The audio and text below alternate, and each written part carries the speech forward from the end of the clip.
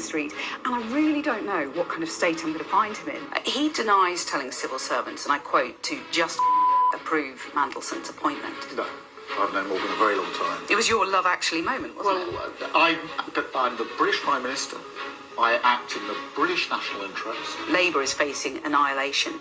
Do you take personal responsibility for potentially thousands of councillors, Labour councillors, losing their seats? Well, firstly, let me say what fantastic candidates we've got. But if it's catastrophic, will you take personal responsibility?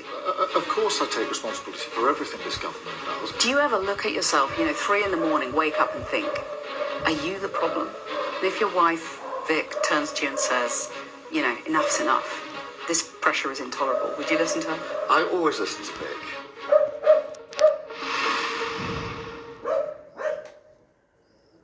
So is this the end game?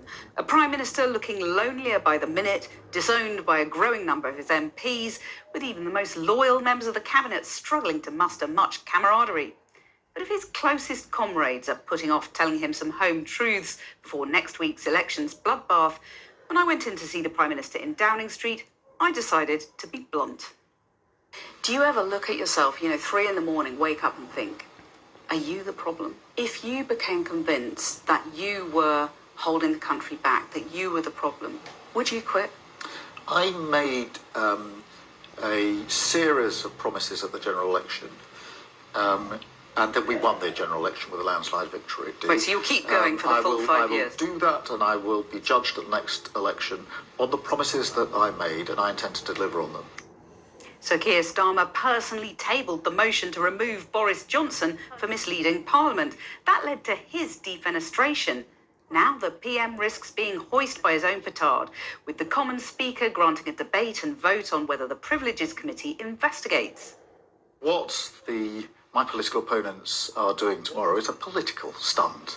Yeah, and it's a stunt that you pulled on the last Prime Minister, didn't you? It's a political stunt, and the reason they're doing it is that they don't agree with what we're doing as a government. Yeah, so but it's a stunt made that you those big pulled, changes, though, Prime Minister, isn't it? On Boris Johnson, you tabled the motion to refer him to the very same committee. Of course, Sir Keir is in this mess in the first place because he appointed Lord Mandelson as ambassador to mount a charm offensive on an unpredictable US president. Now Sir Keir is relying on King Charles to bring the smiles in the first state visit to the US by a British monarch in nearly 2 decades. And on Trump's ill-fated war in Iran, the PM is rather less charm, more offensive, and with a daunting message to the British public. Are you worried about fuel and food shortages? Is that why you're chairing that committee? There is going to be an impact on the UK. There already is. And I think it's really important I level with the public that we are doing everything we can to get the Strait of Hormuz open, because obviously that is vital in terms of minimising the impact. But I don't want anybody to think that once the strait is open, that that's the end of the damage. It'll go on longer than that. But hang on a minute, I haven't answered my own question. I'd never let the politicians get away with that. Is this the end game? The PM insists it's not, but there is one person he would listen to on when to call it quits. I always listen to Vic, and I think she was the one in the first place that basically said, why on earth would you want to go into politics?